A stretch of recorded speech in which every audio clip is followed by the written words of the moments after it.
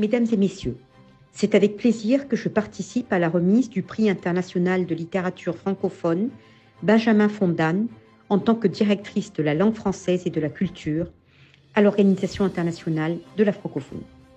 Ce prix de l'Institut culturel roumain, auquel s'associe l'OIF chaque année, est accordé à Bluma Finkelstein, poétesse et essayiste israélo-roumaine, voix puissante de la littérature francophone contemporaine.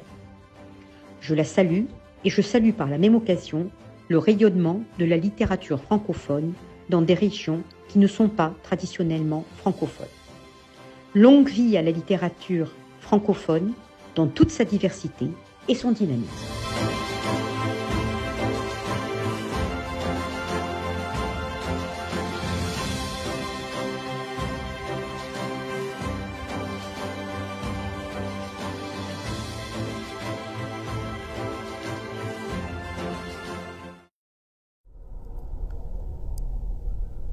Je pourrais vous montrer d'autres tableaux et vous dessiner d'autres moutons. Exposition de mourants en train de chercher les doigts d'une main fraternelle appuyée sur leur front. Mais ici, plus rien n'est à sa place. Les objets se faufilent entre les interstices des peurs anciennes, des remords non liquidés. Les objets aussi veulent se fixer dans l'espace, perdurer. Moi non plus, je ne suis pas à ma place. Je rôde autour du passé, paumes serrées sur des souvenirs aberrants. Une droguée de la mémoire. Le continent a pris l'eau par en bas. Il moisit. Si j'attends encore le Messie, le cancer de la folie mordra à pleines dents ma nuque raide.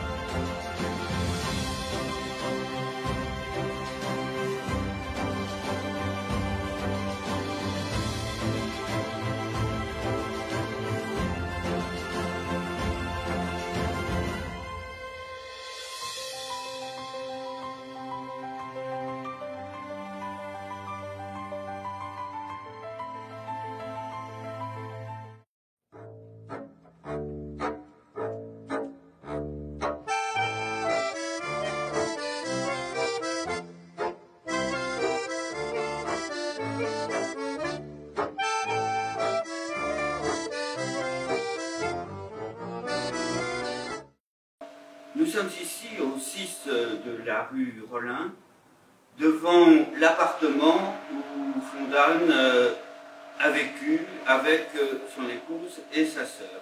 Fondanne est arrivé en France en 1923, mais il n'a pas tout de suite habité Rollin. Il est venu dans ce petit appartement qui est au premier étage derrière moi. Il est venu en 1932. À ce moment-là, il était marié. Donc, avec lui, il y avait son épouse Geneviève. Et vivait également avec eux Lynn, sa sœur, qui avait perdu son mari, Armand Pascal, quelques années plus tôt. Quand Fondanne est arrivé en France, il a d'abord vécu dans l'appartement de Rébutemont, rue de Sèvres. Ensuite, il a déménagé vers la rue Monge et enfin rue Rollin. Fondanne était arrivé en décembre 1923. À ce moment-là, il était déjà en Roumanie, un écrivain connu et reconnu qui avait écrit un grand nombre d'articles dans la presse, qui avait écrit également beaucoup de poèmes et des essais sur la littérature française, car il s'intéressait particulièrement à cette littérature et il avait le désir de devenir un écrivain de langue française.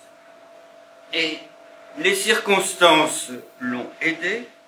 Il avait créé à Bucarest un théâtre d'avant-garde, l'Insula, qui a eu plusieurs représentations qui ont rencontré l'adhésion du public et de la critique, mais très vite, ce théâtre a été la cible de mouvements d'extrême droite,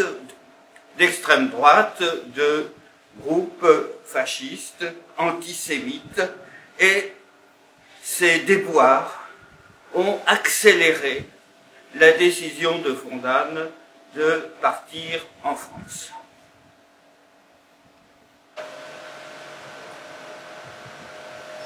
C'est donc là que Fondane a vécu avec sa femme et sa sœur. Sa femme qui travaillait à la société d'assurance L'Abeille, sa sœur qui était un peu l'intendante, et Fondane qui travaillait comme scénariste à la Paramount. Cela lui laissait cependant assez de temps pour écrire, puisque l'essentiel c'était son œuvre philosophique.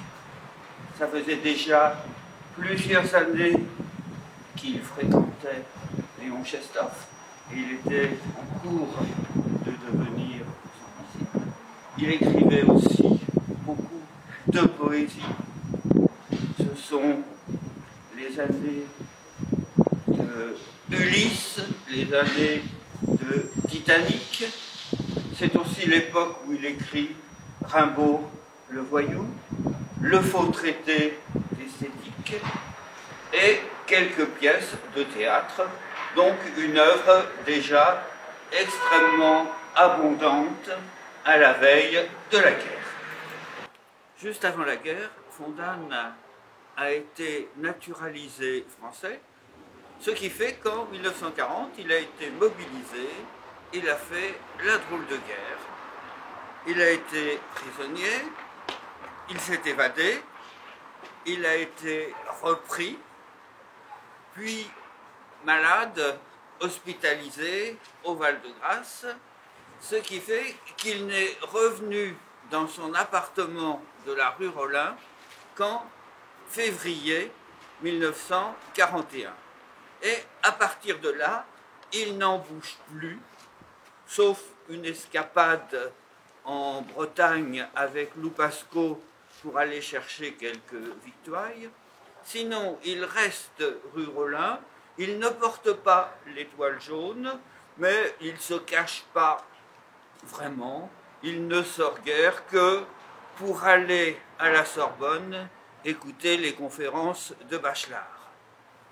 Pendant toutes ces années, il écrit énormément, il écrit de la poésie, il refait son Ulysse, il écrit 2 autres recueils de poèmes, il commence un gros livre sur Baudelaire, il écrit aussi sur Loupasco, sur Lévi-Brûle, un certain nombre de textes qui resteront inachevés parce que le 7 mars 1944, la police française vient l'arrêter, ainsi que sa sœur, Lynn, et ils sont envoyés à Drancy.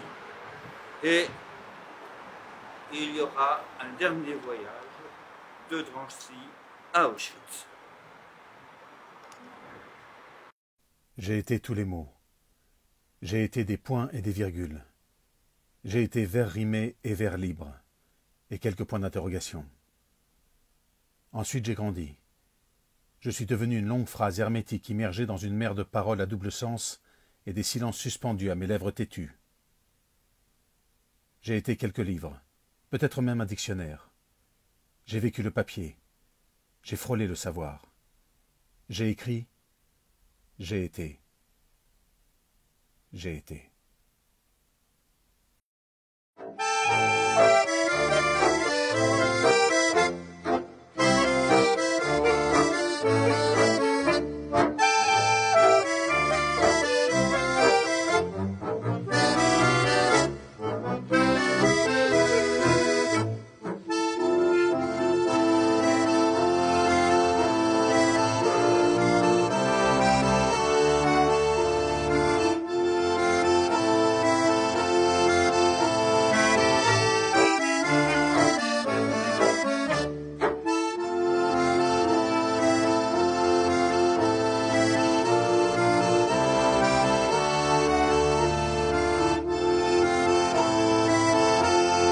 Le jury du prix Fondan a apprécié chez Bluma Finkelstein son style direct, sincère, ouvert, plein d'une énergie vitale exceptionnelle, un style qui aborde toutes sortes de thématiques et qui propose des valeurs humanistes profondes, un style juste. Je suis donc née en Roumanie et je suis arrivée en Israël en 1963 en tant que sage-femme. Parce qu'en Roumanie, il y avait des lois anti-juives, c'est-à-dire qu'après avoir passé la Deuxième Guerre mondiale, on a eu le plaisir d'avoir des lois anti-juives imposées par les communistes. Donc je ne pouvais pas m'inscrire à l'université. J'ai appris le métier de sage-femme et c'est comme ça que je suis arrivée en Israël et j'ai travaillé en tant que sage-femme. Je ne pouvais donc pas écrire en roumain parce que je n'avais pas pour qui écrire. En Israël, ce n'est pas la peine d'écrire en roumain. En Roumanie, je n'aurais pas pu publier. En hébreu, je connaissais les lettres, mais je ne connaissais pas les mots. Parce que j'avais appris en Roumanie le yiddish avec des lettres hébraïques. Quand je suis arrivée donc en Israël, j'ai dû me convertir complètement. Une conversion un peu comme Saint Paul, mais dans un autre ordre d'idées. Et j'ai adopté le français, étant donné que le français, du point de vue du vocabulaire, est le plus proche du roumain, qui est une langue latine.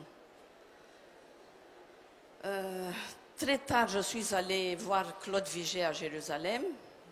Je lui ai envoyé des poèmes et j'ai eu le premier conseil intelligent parce que je n'avais pas à qui poser la question. Il m'a dit, on ne peut plus écrire comme Victor Hugo. Et je me suis dit, c'est vrai. Mais je ne savais pas.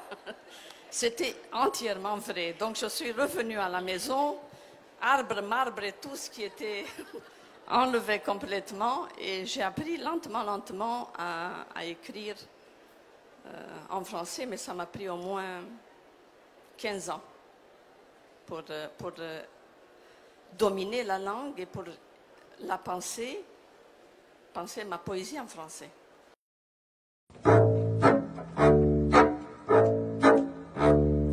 Mon lien avec Benjamin Fondan et sa vie commence avec ma propre naissance en 1942 à Tekuc, petite ville de la Moldavie roumaine, pas loin de Iași, où est né Benjamin Fondan.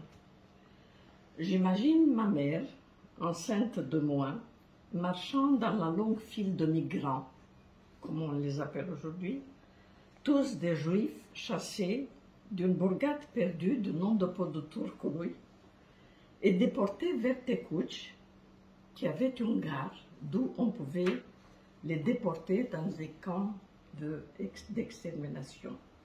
Mon père était déjà absent, car on l'avait déjà enfermé à Târgu Jiu dans un camp de travaux forcés. J'ai eu la chance de survivre à la Shoah. Benjamin Fondan n'a pas eu cette chance. Avec plus de 70 ans de retard, l'Allemagne a intégré ma ville Tekuc dans la liste des ghettos roumains et comme ça, je sais officiellement que je suis rescapée de la Shoah et une victime du nazisme.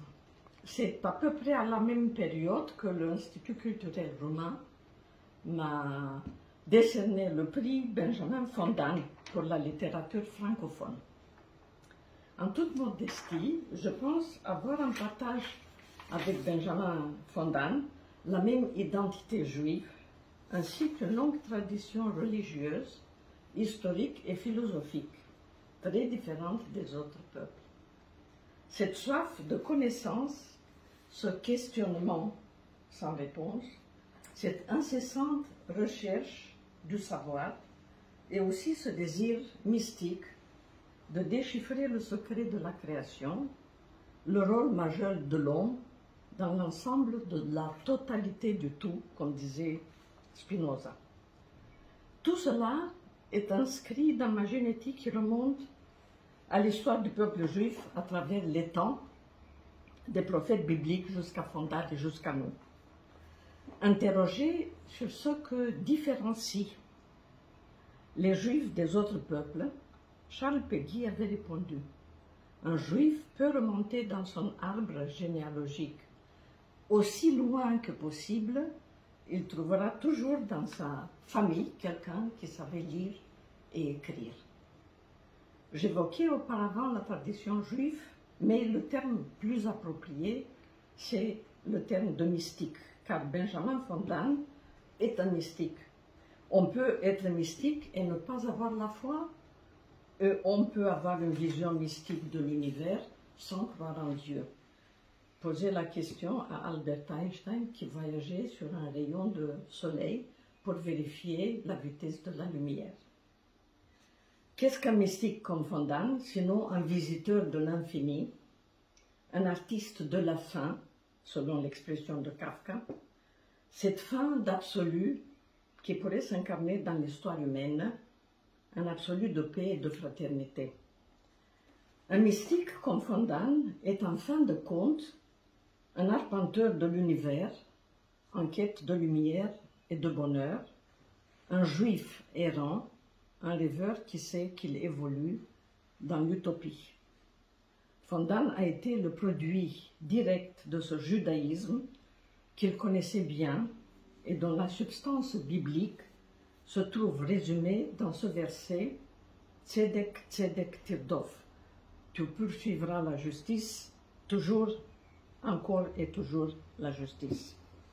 Quête infinie et incessante, car seule la justice pourrait, à la limite, rappeler que l'homme a créé Dieu dans ce noble but. Et enfin, Benjamin Fondan représente pour moi la fin de l'innocence, là où commence la culpabilité de tous devant le spectacle sanglant de ce dont l'homme est capable. L'humanité que Fondan a décrit, le mal qui gît au fond de nous tous, ce bal des fantômes déchaînés, nous invite à méditer sur le fait que l'homme a une morale ambiguë, une volonté fragile et un instinct de destruction illimité. On compare souvent la Shoah à une éclipse de Dieu, ce sont les termes de Martin Buber. Einstein dut fuir l'Europe nazie, Freud quitta Vienne à la dernière minute, Stefan Zweig se suicida au Brésil et Walter Benjamin à Portbou devant la frontière espagnole, tandis que Hannah Arendt parvint à s'évader du camp d'internement de Gurs dans les Pyrénées. À l'évocation de ces destinées célèbres d'intellectuels juifs en fuite, on peut se demander si le rayonnement n'avait pas définitivement annulé la capacité d'entendement des criminels nazis, déterminés à démontrer cette thèse démente qu'ils étaient la seule race supérieure au monde. Je pense souvent à ces longues journées de Benjamin Fondan à Auschwitz, où il était dévoré par l'angoisse d'être bientôt gazé. Et me poursuivront toujours ces vers qu'on peut lire, affichés au musée de l'histoire du mémorial Yad Vashem à Jérusalem avant la sortie. Je cite Fondan. « Souvenez-vous seulement que j'étais innocent et que tout comme vous, mortel de ce jour-là, j'avais eu, moi aussi, un visage marqué par la colère, par la pitié et la joie. Un visage d'homme, tout simplement. Il fait si noir dans ce train. Un tunnel peut-être, ou l'enfer. L'orgue de Barbarie joue un air d'opéra de Wagner sans doute. Dans cette obscurité profonde, on roule à la vitesse de la lumière. Moi, je ne crois pas au paradoxe. Je voudrais respirer l'air des Alpes, pauvre enfant blessé au cœur de l'angoisse. File, file comme le train. Moi, j'avais tant de plans d'avenir, tant d'espoirs rangés par ordre de préférence. J'avais le battement d'ailes d'un rossignol dans mes yeux ouverts sur les champs et les prairies en fleurs. Il fait de plus en plus noir dans le noir. Ce n'est pas compatible avec ta parole d'avenir, tes livres, tes héros, tes prophètes. Moi, cœur à l'arrêt. Le voyage risque de durer. Mes jambes sont endormies, ma gorge serrée sur des cordes vocales ankylosées. Moi, plus rien. Je ne vois plus le noir dans l'obscurité. Moi, morte, je suis sans doute arrivée.